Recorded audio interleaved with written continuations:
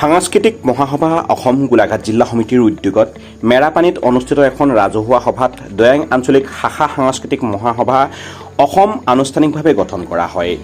সভাখনত সভাপতিত্ব কৰে গোলাঘাট জিলা সমিতিৰ সভাপতি পুৰঞ্জয় গোস্বামী আৰু উদ্দেশ্য ব্যাখ্যা কৰে জিলাৰ সম্পাদক তথা কেন্দ্ৰীয় সমন্বয়ক মুকুল বৰুৱাই। সভাত পুৰঞ্জয় গোস্বামীয়ে দৈয়াং অঞ্চলৰ শিল্পী, সাহিত্যিক আৰু সাংস্কৃতিক কৰ্মীসকলক একত্ৰিত কৰি সাংস্কৃতিক দিশটো অধিক শক্তিশালী কৰাৰ ওপৰত গুৰুত্ব আৰোপ কৰে।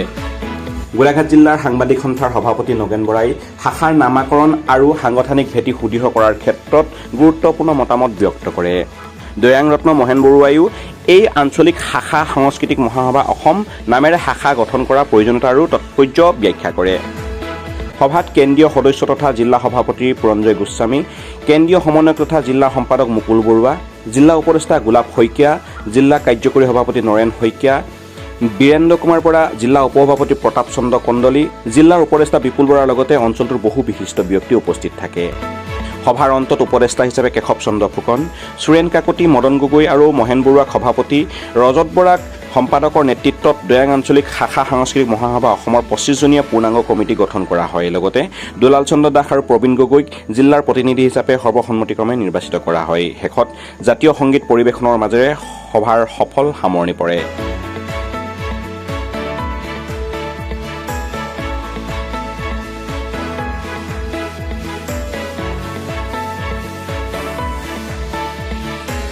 নিউজ ডেস্ক ৰিপোৰ্ট, খবৰ গোলাঘাট।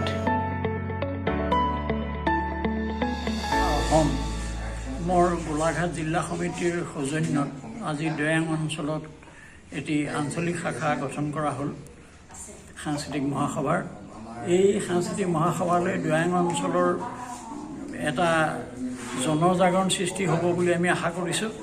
কাৰণ আজি আমি যথেষ্টখিনি ৰাইজৰ ইয়াত সহযোগ পাইছোঁ আৰু তেখেতসকলৰ উৎসাহত আৰু উদ্দীপনাত আমি অত্যন্ত আনন্দিত হৈছোঁ। আমি আশা কৰিছোঁ যে দৈয়াং অঞ্চলে সাংস্কৃতিক পথাৰখনত এক নতুন বাৰ্তা প্ৰেৰণ কৰিব, অসমলৈ এটা নতুন বাৰ্তা প্ৰেৰণ কৰিব এই আঞ্চলিক সমিতিখনে।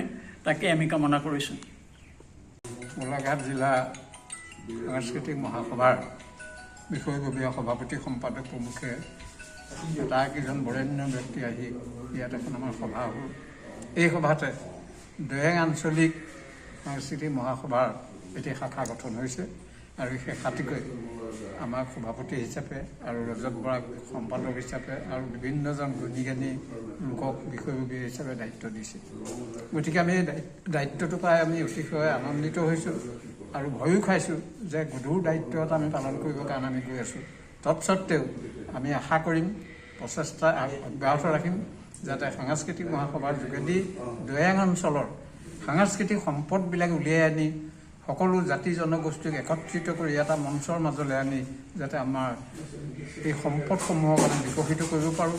লুপ্তপ্ৰায় যিখিনি আমাৰ লোক সংস্কৃতি আছে এইখিনিক আমি সমাজৰ মাজলৈ উলিয়াই দিব পাৰোঁ। শিল্পীসকলকো তেনেকৈ আমি বিচাৰ বিশ্লেষণ কৰি সমাজৰ মাজলৈ উলিয়াই নি তেওঁলোকক যথাযোগ্য সন্মান প্ৰদৰ্শন কৰিব।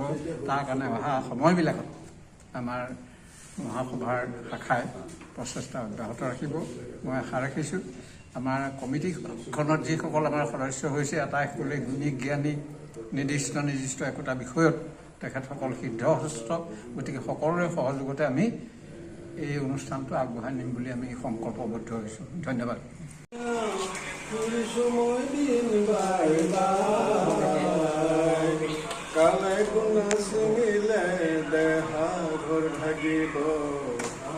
জানো মাতি বধু নাই মোৰ বন্ধু, জানো মাতি বধু নাই আহিছোঁ অকলে, অ মোৰ বান্ধৱী যামে গৈ অকলে, অ মোৰ বান্ধৱী মাজতে পাতিছোঁ বেহা, নিচা বেহা পাতি লুটি ঘুটি, বেহাপাতি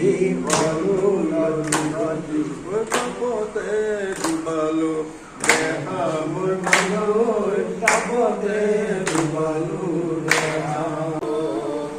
গুৰু মোৰ শংকৰ তৰিবৰে কি